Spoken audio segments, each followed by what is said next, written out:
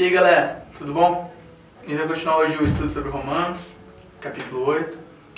A gente vai ler do versículo 14 ao versículo 21. E depois a gente vai dar uma meditaçãozinha rápida. Diz assim: pois se todos os que são guiados pelo Espírito de Deus são filhos de Deus, porque não recebeste o espírito de escravidão para viverdes, outra vez atemorados, mas recebeste o espírito de adoção, baseados pela qual chamamos Abba Pai. O próprio Espírito testifica com o nosso espírito que somos filhos de Deus. Ora, se somos filhos, somos também herdeiros de Deus e co-herdeiros com Cristo. E se com Ele sofremos, também com Ele seremos glorificados. Porque para mim, tenho por certo que os sofrimentos do tempo presente não podem ser comparados com a glória que há de ser revelada em nós. A ardente expectativa da criação aguarda a revelação dos filhos de Deus. Pois a criação está sujeita à vaidade, não voluntariamente, mas por causa daquele que a sujeitou, na esperança que a própria criação será redimida do cativeiro, da corrupção, para a liberdade da glória dos filhos de Deus.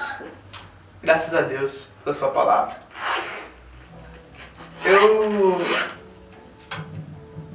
Eu adoro esse texto. Em especial do versículo 14, do versículo 19 e 20. O versículo 14 fala de uma realidade engraçada. Fala como se fosse uma espécie de condição. Não uma condição qualquer, mas aqueles que caminham segundo o Espírito de Deus, aqueles que são guiados pelo Espírito de Deus, esses sim são filhos de Deus. E depois, o versículo 19 fala que há uma ardente expectação, uma vontade do povo para a manifestação dos filhos de Deus. E por último, que o povo seria liberto para viver na liberdade dos filhos de Deus. E isso é tão incrível e tão único que é tudo interligado. A gente começa, quanto mais eu estudo da Bíblia, quanto mais eu conheço, mais eu leio, mais eu vejo que está ligado tudo ao primórdio. Está tudo ligado ao que Jesus Cristo disse: eu vos enviarei o Consolador. Está tudo ligado à dependência do Espírito, ao crescimento nele.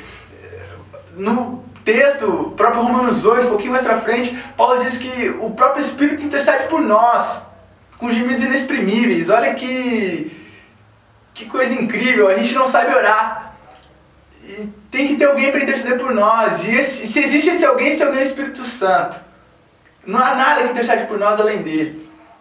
E é muito engraçado que a gente prefere orar bonito a orar do jeito que o Espírito quer. E eu tiro 3 conclusões desse texto. E eu gostaria de dividir com vocês elas. A primeira conclusão é um sentimento de intimidade com Deus. Veja, Paulo diz que a gente chamaria Deus de Abba Pai. Abba, na tradução literal, diz papai, papai, pai. Como se você pegar na linguagem das pessoas que estavam recebendo esse texto, como alguém que está em pecado, Roma totalmente caída, lugar onde saía perseguição para os cristãos. Como esse lugar vai ter intimidade suficiente para chamar de Deus de papai, para falar que pelo Espírito de Jesus nós podemos chamar papai.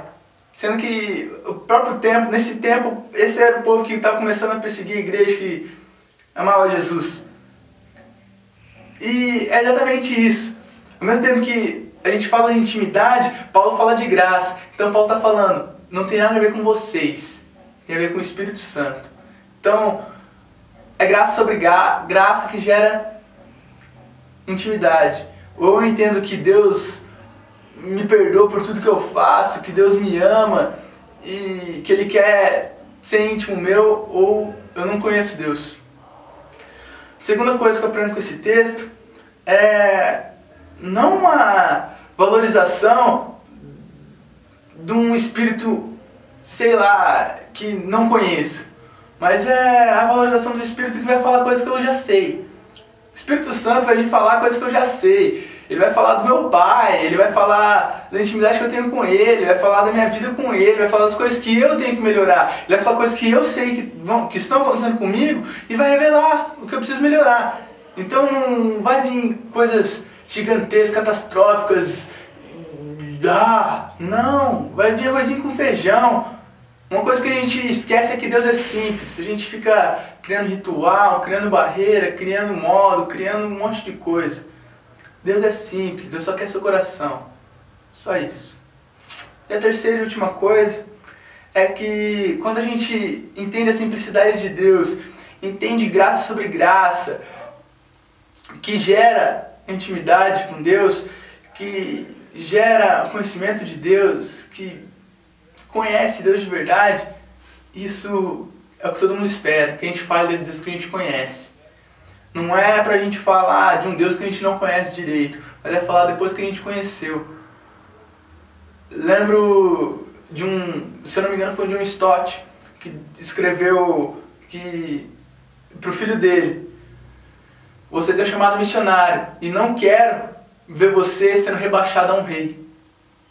Então a honra e a majestade, sei lá, o poder ou o mistério ou quão bom é servir a Deus e falar da sua palavra.